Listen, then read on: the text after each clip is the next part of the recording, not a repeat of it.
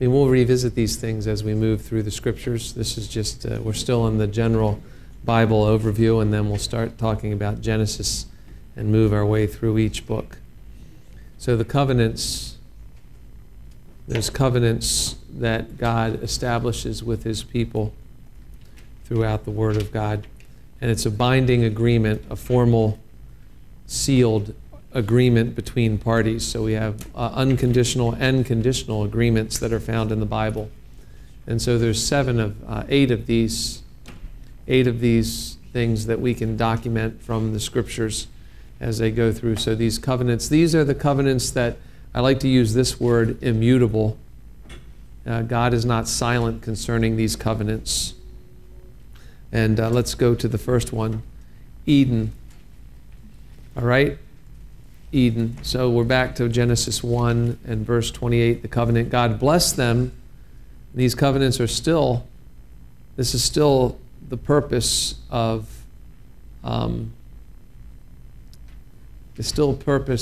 human family, human marriage, human family. God said, be fruitful and multiply, fill the earth and subdue it. Rule over the fish of the sea and the birds of the sky and over every living creature that moves on the earth. This is the covenant with human beings. This is why I made you. This is the reason I made you. Be fruitful and multiply, fill the earth and subdue it.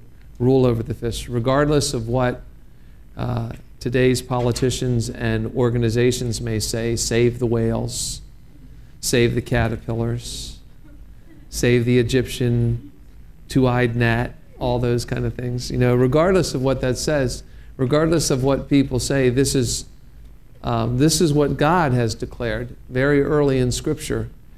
Now, the earth is our responsibility, and it does require us to be stewards of it in the right way. When we get to the book of Leviticus and then also the book of Chronicles, I think it's 2 Chronicles, when God removes Israel from her territory, one of the primary reasons that she is removed from her territory is land overuse. It's an environmental reason. God gives specific instructions to Leviticus on how you're supposed to treat your fields. 6 years, your field is yours to tend, to trim, and to manage, and to reap everything. In the 7th year, you don't do those kind of things. You let it go wild. You don't plow it, you don't do it. You eat what comes up naturally, but you don't tend it. You don't treat it like you have treated it the other 6 years. That's what God told Israel. And the result is, in that the 6th year, the land was more productive. God kept you through the 7th year, and then when you started, God kept you through the 7th year, gave you more than enough to go through the 1st year as you planted and tilled the ground again. But Israel violated the Sabbath year for the land. The land was supposed to have a Sabbath year every 7th year. Let the land rest every 7th year. So the covenant with the human race has been that you are the species, you are the authority on the planet. Everything that is here is for you. I made it for you. This is God's immutable covenant. It is not silent.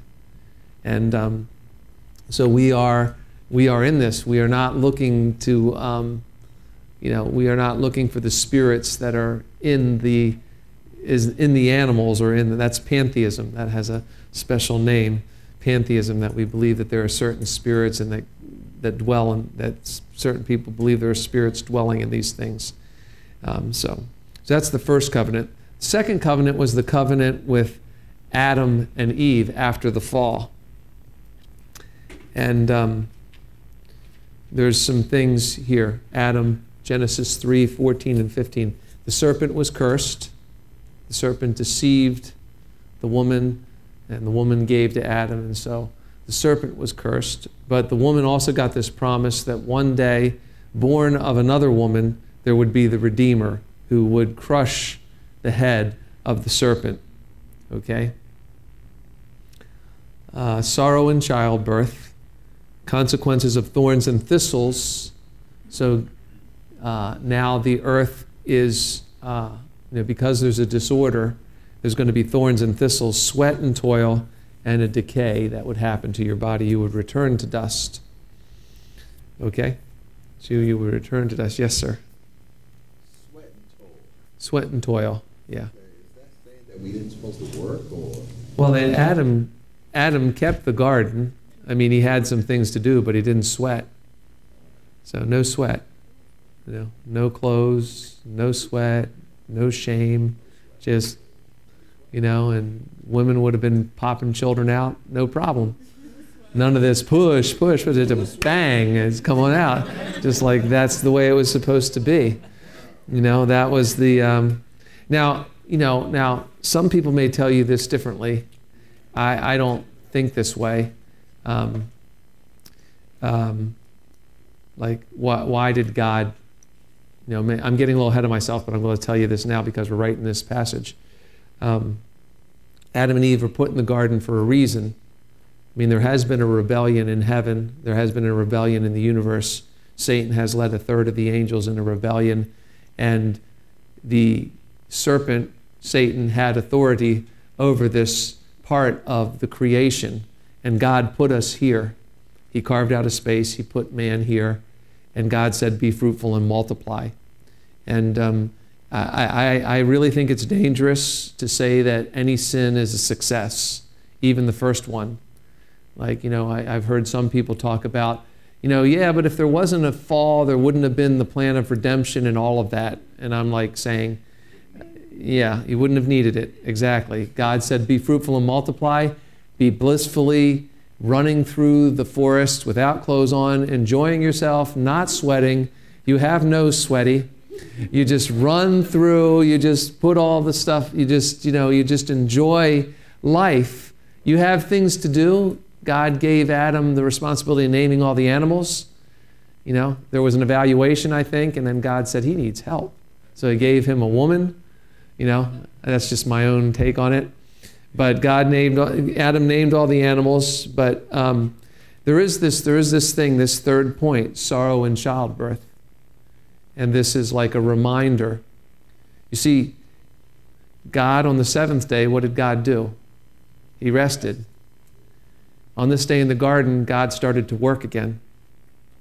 God had to start to work again. The plan of redemption had to unfold, and that Sabbath didn't return until the cross, when Jesus said, it is finished. So, why is there sorrow in childbirth? This is, in my opinion, this is a reminder.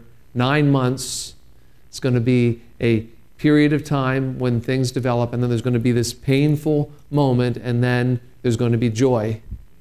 And this is really, if you think of the progression of history since the fall, there was creation. God saw that it was good. There was rest. Everything's fine.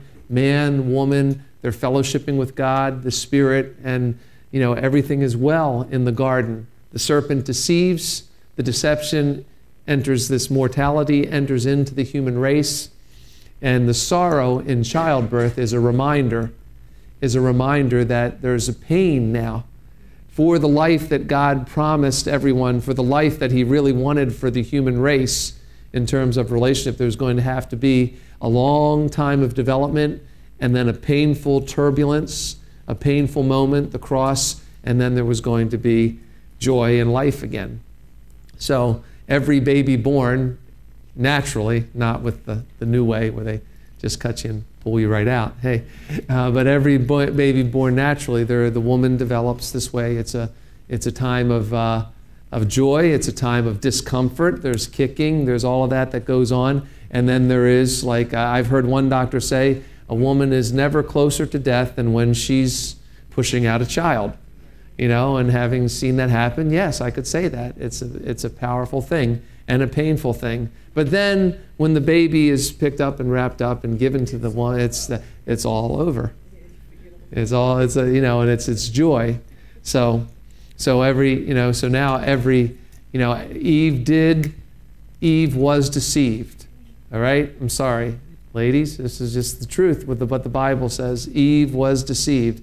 She took the fruit first, gave it to Adam, and that's what happened. And that's the reason Paul says that, now Paul writes it, but also God says, now your desire will be for your man. I mean, the man. Like before, there was sort of like before it was very equal kind of thing. Now, this kind of submission, this kind of need for the man became a part of the woman after the fall. So your desire will be you will want the security of your husband. You will want your husband to lead you. You will want that. That will be a part of your being for, until eternity. So, okay, so that's the covenant. So these covenants are still in effect. There's still sorrow and childbirth. There's thorns and thistles. There's weeds that overcome everything. There's sweat and toil, and we decay and go back to the dust. Okay, Noah. Order of nature confirmed. Order of nature confirmed, and meat. In Genesis 9, we are told to eat meat. It's like, all right, so the order of nature is confirmed by God that man is over nature. He is really, again, committed to be fruitful and multiply, but then he's told to eat meat. I don't know, God just decided man would need a good steak every now and then. But that's where that comes. Like, is the Bible a vegetarian book? Not really. I mean, all of the Levitical feasts involved, shoulders of lambs being weighed before the Lord, and then everyone chowing down. That's pretty much the way it is. And where does this come from? Noah here. Capital punishment. That's the thing. That's the covenant. Those kind of things. And then the rainbow. Never another flood. Judgment. Never another flood like that would be judged. So every time you see that, that's the point there. So these covenants are still in effect. They are not silent yet. They haven't been silent yet. In eternity, future, then the new heavens and the new earth, things will be different. But for now, this covenant is still in effect. All right. Abraham's covenant. This covenant God made with Abraham and with the Jewish nation in particular. The I wills of God. You know about the I wills of Satan. You've heard that. But these are the I wills of God. Genesis 12, 1-4, Genesis 15, 6-18. I wills of God. I will make you a great nation. I will give you a great name. I will bless those who bless you and curse those who curse you. That's God's promise there, the covenant that he gave to Abraham. Still true. Still true, will be true, all the way through the tribulation. Will be true. There'll be nations alive during the Great Tribulation. Some of them will be treating Israel shamefully. Some will not be treating Israel so shamefully. Those nations will be recognized for not doing that. So, but God is, so God will bless those who bless Israel and will curse those who curse Israel. And God may use a nation to discipline his people for a season, but at a certain point, God will answer that and stay true to his covenant. All right, you okay? Everyone good? Okay. All right, Moses, the covenant to Moses. This is the Mosaic covenant, Exodus 19:25. To Israel, commandments, judgments, ordinances, and promise to make the nation a kingdom of priests for obedience, and a promise of desolation and captivity if they refuse to obey. So this is a conditional covenant, okay? God gives Israel this body of information about how to behave. It's like, I have taken you out of this, and this is maybe the mystery for us. The mystery for us. We have a nation of 2 million people. They are being ruthlessly controlled by an empire, forcing them to build large monuments to heathen gods and other pharaohs. The nation of Egypt, the empire of Egypt. God leads them out with tremendous demonstrations of his power. And then God speaks to them. God speaks to them. This is the great mystery for us. It's like how Israel could see all of this. And it really is a demonstration that seeing things doesn't necessarily mean you believe them. It would be like, what have you done for me lately? As soon as the water closed over all of Pharaoh's army and sank them to the bottom of the Red Sea, we know that a few moments later, or a few days later, maybe a few weeks later, when Israel was running out of water, they were wondering what God could do. And they didn't remember what God had just done in pillaging Egypt for them and swallowing the enemies at the bottom of a small sea.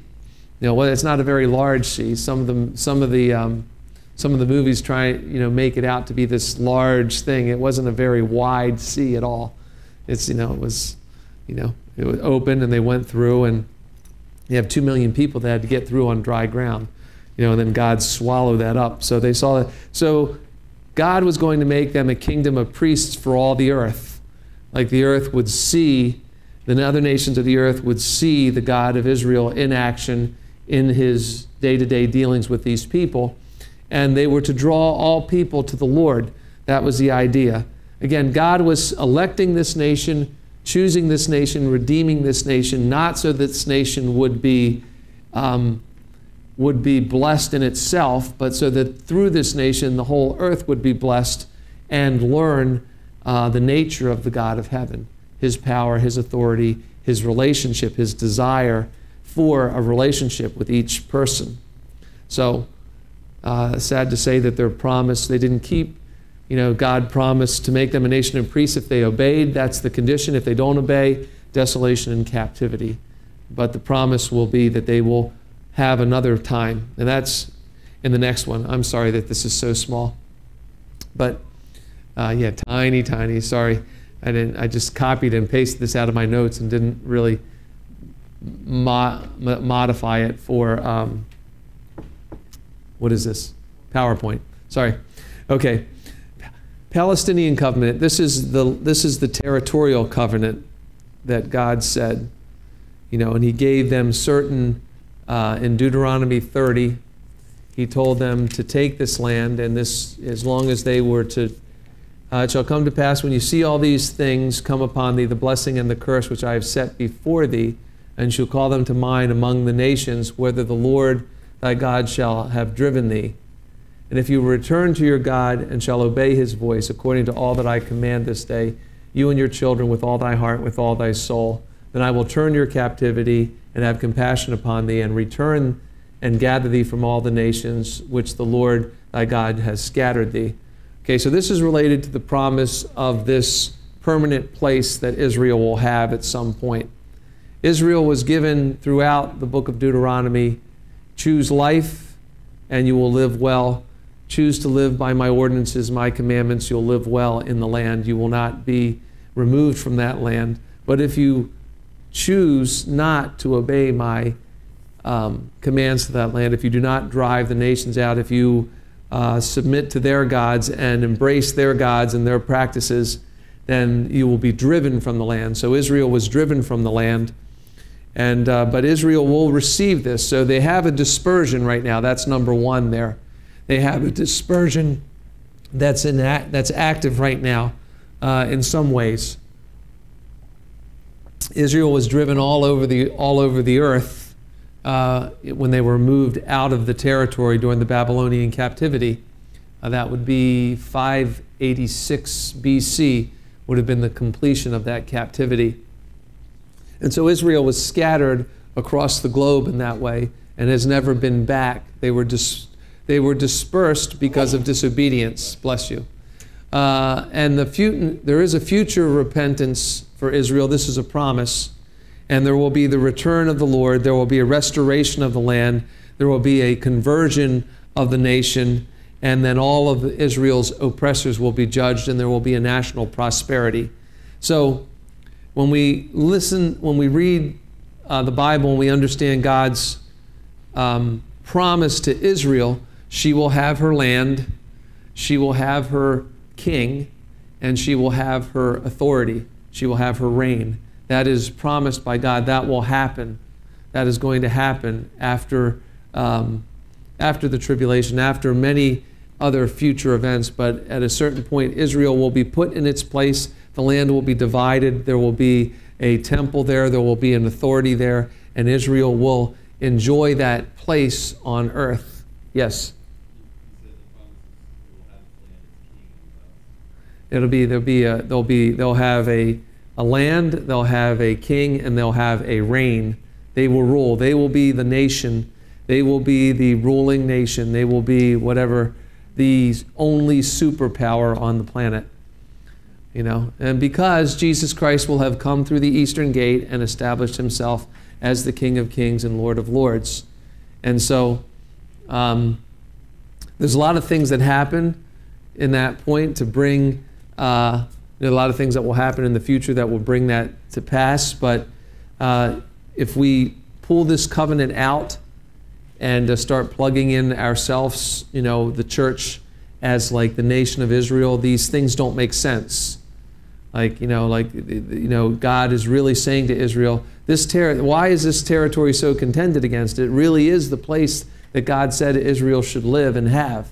They have never really taken all of the territory that they were commanded to take. God had specific instructions from the Mediterranean Sea to the Euphrates, and then down by the Jordan River, and down to a certain point. There's specific geographic designations that are in the scriptures that relate to the place that they're in today as a secular nation. This is not the nation that the Bible is talking about, but it does talk about Israel coming back in unbelief first and then returning in a national conversion that will happen when Jesus returns.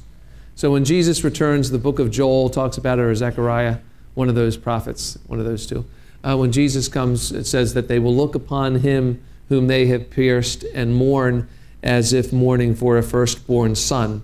They will recognize Jesus for what he was. They will recognize him apparently by the piercings in his hands and his feet. They will recognize the Messiah once, and they will mourn. It will not be a happy time for Israel when they see Jesus return to the earth. I mean, they will be relieved that the day of the Lord has finally come, but they will recognize that the Messiah, Christ, was the person that they should have been worshiping all along.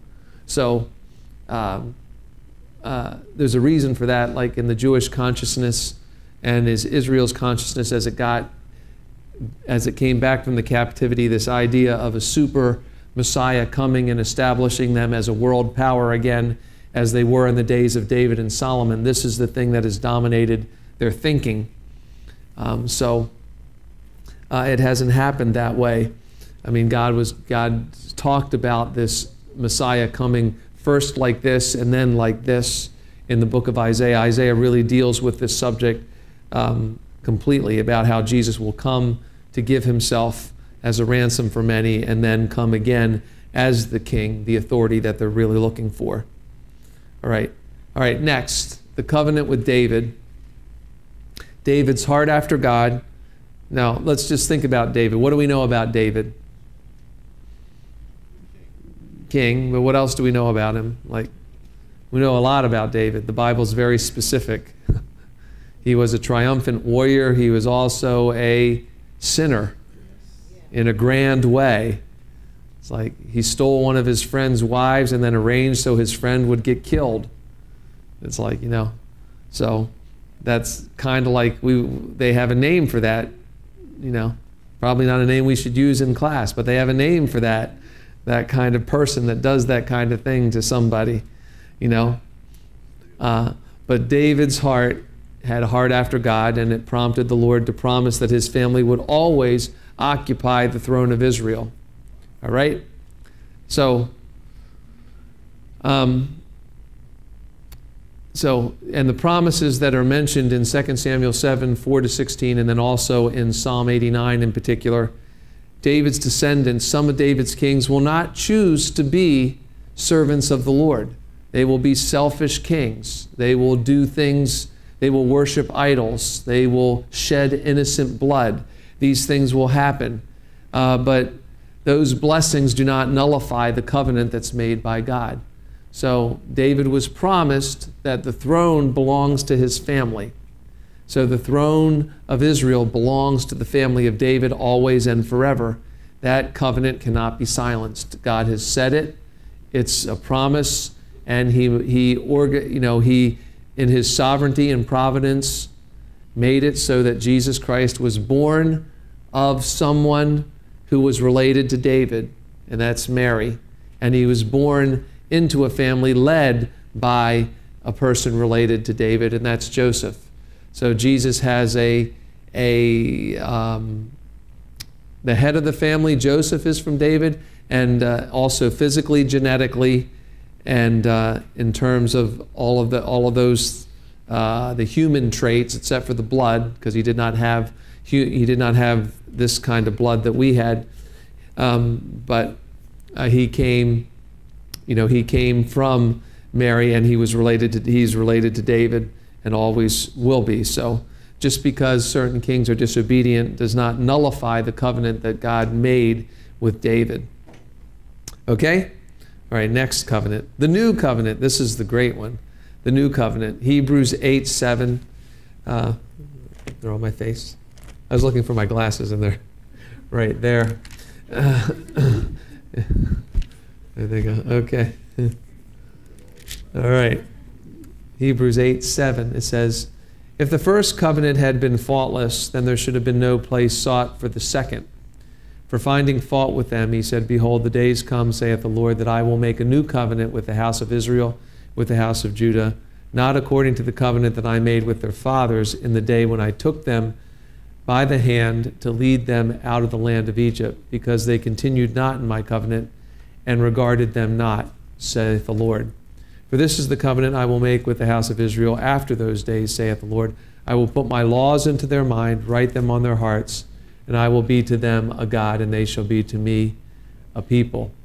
And they shall not teach every man his neighbor and every man his brother, saying, Know the Lord, for all shall know me, from the least to the greatest. For I will be merciful to their unrighteousness, and their sins and their iniquities I will remember no more.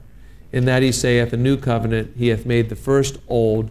Now that which decays and waxes old is ready to vanish away."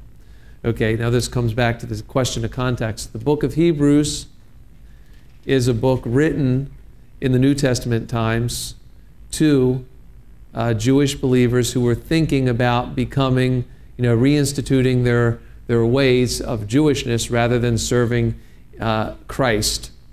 And what the writer of Hebrews, he answers a lot of the points of Leviticus and Exodus by saying, the priest that you're looking for is Jesus. There's no other priest to come. The covenant that you're trying to ratify has already been ratified by the blood of Christ. He was the prophet that spoke the word. He was the priest that offered the lamb. And he was not only the priest that offered the lamb, he was the lamb himself. So the priest himself offered himself as the Lamb of God once for all. And now his priesthood is excellent. And there's a new covenant now, and this new covenant is something that's written in the hearts and minds of people. I will be their God, and they will be my people. So this is the new covenant. It's God is because of the sacrifice of Christ. Now God is free to move and fellowship with people. The wages of sin have been paid once and for all. So now a new covenant can be instituted in the hearts of people, new hearts, new minds, and God is our God, and we are his people. All right, you okay? Good, I think we got through all that. Okay, so dispensations and covenants. So, we get to these things govern sort of the way we see the scriptures, the way we analyze them. How is God dealing with? So now we are living in the age of the new covenant. We don't, the blood of bulls and goats are not necessary anymore. They were necessary before, but they were always pointing to the final sacrifice of Christ. All right, so now we come to this point. Why do we study the Old Testament? Why should it be something that isn't the New Testament enough? Isn't it just enough to listen to Jesus and hear about Jesus and just talk about Jesus and Jesus and Jesus and Jesus and the apostles? That's really all we need. We don't really need to talk about Moses or David or any of that. It's, interesting stories, but is it really necessary? And, Jesus said that these things are true. He said, they speak about me. He said it in Luke 24. He started with the the law and the prophets, and he spoke to the men as he was walking along the road after he had been risen from the dead, telling them all of the scriptures and how they spoke about him. So the Old Testament is 77.2% of the Bible. That's a lot of stuff to chuck out the window. You know, it's important. It determines how the church views itself as an aspect of the mystery of God. So, you know, the Old Testament, how do we relate to this? What are we a part of? It describes the relationship between God's chosen people in Israel and the church, and it determines our view of where history is going and how the kingdom of God is unfolded. There's so much in the Old Testament that just explains, and when you read through the Gospels and you realize just how Jesus related to the Old Testament and, you know, confirmed a lot of these things relating, you know, to what was said about him and to what was said about the earth, then, you know, we can't ignore this. Jesus himself is speaking it. So on the, you know, Jesus tells us to go to the Old Testament. Paul writes that all Scripture is given by interpretation and is useful for encouragement and for edification and for our lives. So there's something about the Old Testament that can captivate us. I'm not going to say it's easy reading. Do you think it's easy reading? It's not easy reading. You're going to get to the book of Numbers and you're going to start reading that chapter 7, as I did this morning, 89 verses, and it just talks about one leader of one tribe offering, you know, 1 shekel of silver, a shekel of incense, blah, blah, blah, blah. It's like, you know, and your mind just starts going, wah, wah, like, you know, you're not really listening. So, but the Old Testament is you know, sets the course for, you know, it tells us where Jesus came from, why Jesus is here. Why did Jesus die the kind of death that he did? I mean, I don't think we have an explanation for that. It's not an you know, people can talk about Jesus being a great moral teacher, but they have to ask, like Judas did in Jesus Christ Superstar, I only want to know. I only want to know. It's been a big question of humanists forever, of people who just want to, if Jesus was so awesome, then why didn't he have like a better plan to reach the world? What, you know, why was it like this? I only want to know. You know, I have an interesting idea about this. I think that, you know, I know what Judas did is he betrayed the Lord. But I want you to think about this. When you think about the way that Judas saw and watched what Jesus did, and he's thinking, you know, surely this guy, I've been here, I've seen him heal the blind. I've been there, I was there, I found the kid with the 5 loaves and 2 fishes. I'm making that up maybe. But I found the kid with the 5 loaves and 2 fishes. I watched him multiply it, you know. And, you know, I know that if this guy gets in the right place, the Roman Empire will have to bow to him. And I'm thinking, you know, we know that men have strange things going on in his mind. I'm thinking it's not Judas figures that maybe if I just get Jesus in the right position, he'll flex his muscles and Israel will be the power of the world again. You know, and Jesus is telling him all along, he's not listening to what Jesus is really telling him. But I'm not saying you know, I know Judas may have been embarrassed, and I'm not trying to excuse it, but after Jesus didn't do that, after Jesus was going to the cross, after Jesus didn't flex his muscles the way that he did it one time. Jesus said, "Who are you seeking?" In John, "I am," and all of the Roman armies fell down backwards.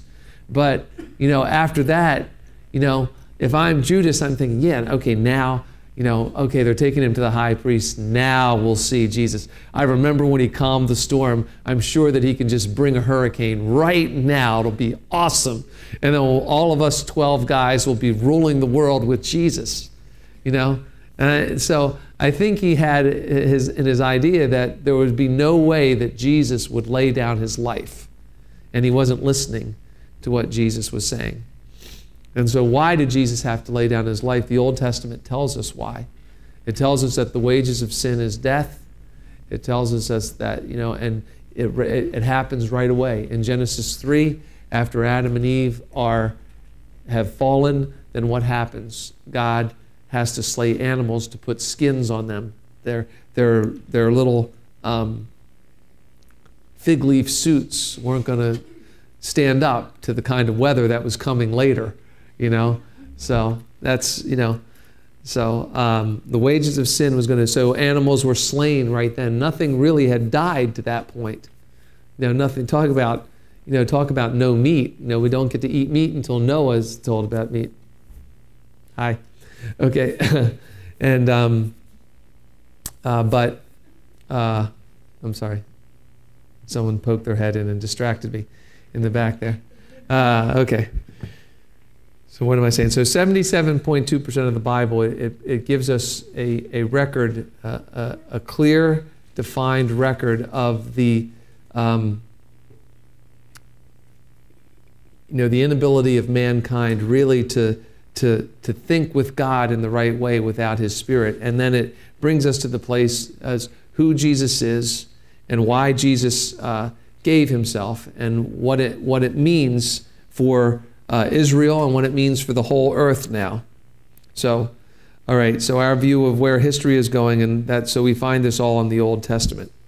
So, Israel is entrusted with the written word and the living word for all the nations. So again, we come back to this thing, the election of Israel, the redemption of Israel, the sanctification of Israel, the direction of Israel, and the instruction of Israel. All of these things are contained, all of this stuff is really contained in the books of the law that we're beginning to study right now. So in the beginning, right? In the beginning. In the beginning. What's that?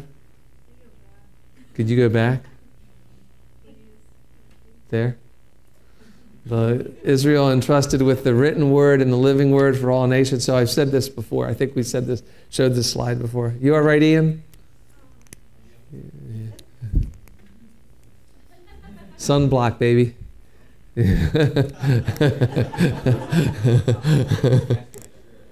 I see that. Good, you guys. Phil, you got the same thing going there. What's going on? Huh? Yeah, a lot of Haiti too. What's going on? Did you guys go out on the beach? What did you guys do? You go out on a boat or something? Oh, okay.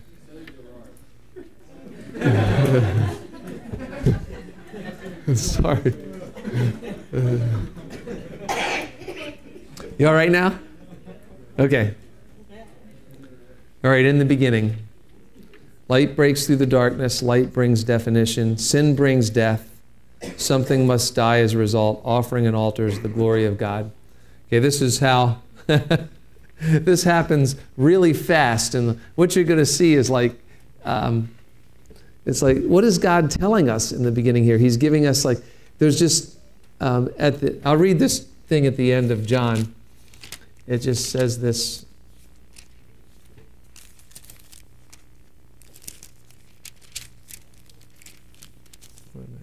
Okay.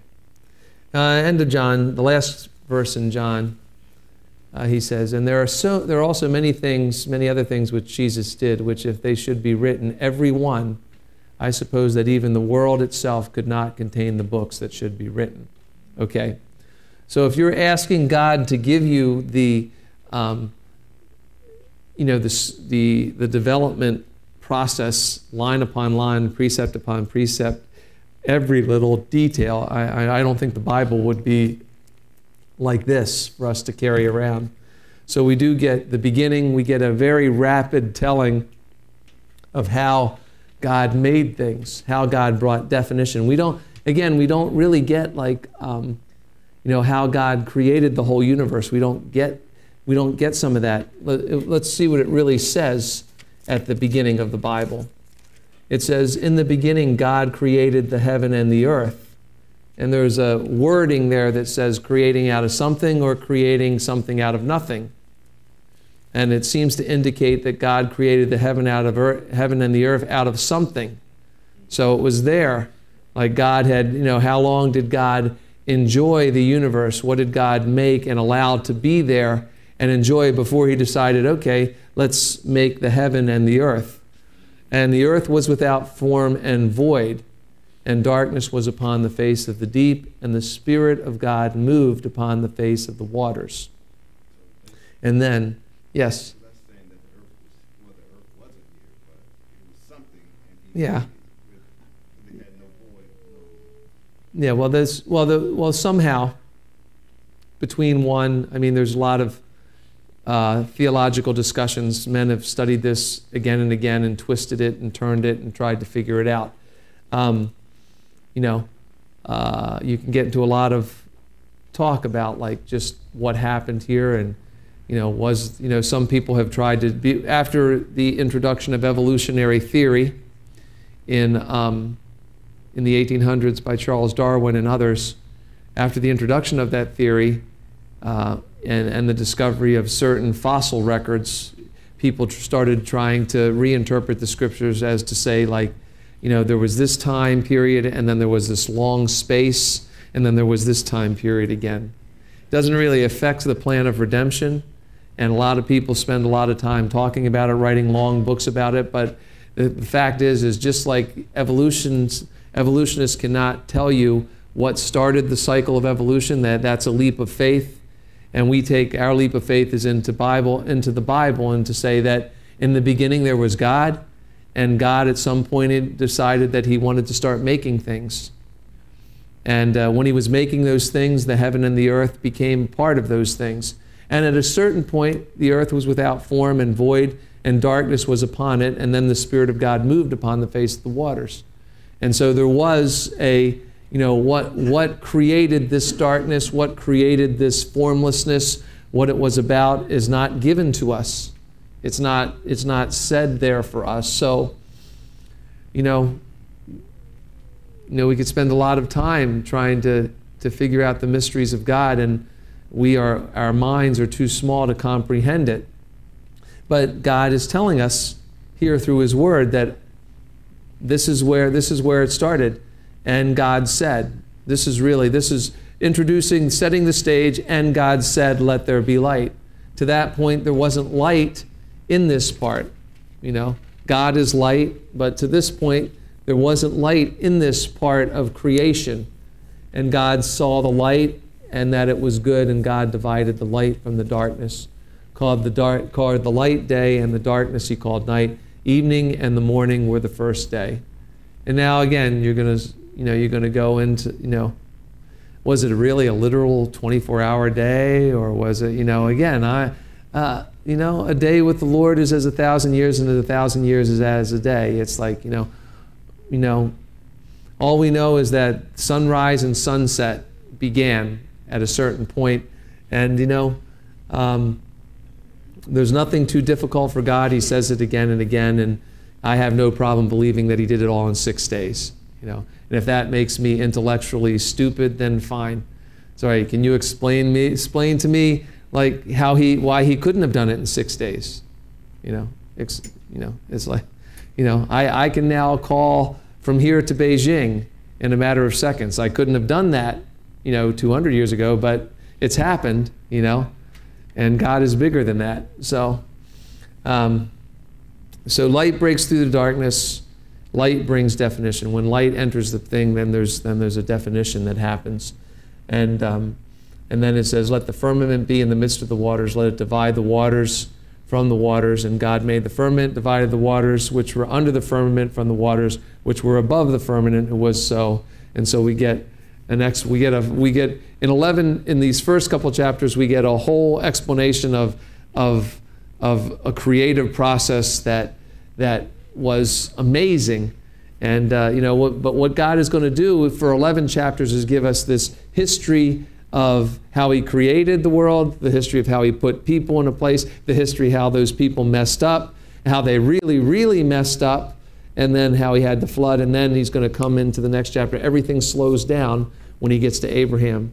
So there's like a real fast track telling of a lot of history before we get to Abraham. After we get to Abraham, then we have like God speaking to someone, that person listening and doing what he's saying, and then we start, the relationship between Abraham and God is one through which we start to get the communication from God. God picks a man so that the communication can go out. You understand? Are we understanding this? Are you all right? You sure? Okay. So we have the light that breaks through the darkness. We have the light that brings definition. We have sin that brings death. Okay, between this thing, we have the creation of the plant and animal life, all these things, and then we have the creation of man. You know, and God did something different with man. You know, God formed man. These other things are spoken into existence, but God formed man from the dust of the earth. That implies a different kind of connection with this. Okay, it could be like this way. It could have been like this, and this is like one theory. Could have been like this. God has a great creative enterprise. He does a lot of creating. The angels are a part of this. Angels are a part of that creation. There's a category of angel known as cherubim, and in the midst of those cherubim there is a Lucifer who is beautiful and wise and well placed. There is none like him. And we don't know what is out here in the creation, but we do know that the angels in Revelation adore God. They adore the Trinity. They adore the throne of God. So they had this capacity to bring praises to the Lord. At a certain point, the created being, Lucifer, decides, and we know this from Isaiah 28, or Isaiah 14, Ezekiel 28. We know that at a certain point, Lucifer decides that his place, his position, his authority, his makeup is not satisfactory to him. So this is the beginning. So if you want to understand like the essence of sin, it is the turning from your, glorifying the one that made you into seeing yourself as something that you, as seeing an ability to make something of yourself. Let me say, if I can say that more clearly. All right? You turn from worshiping the one who made you to worshiping yourself and thinking you can make something out of yourself. And so Lucifer was positioned in this place below the Trinity, but with great access and relationship to the Trinity and God. But that comparison and that sighting and that what he saw there was something that he wanted to bring himself to.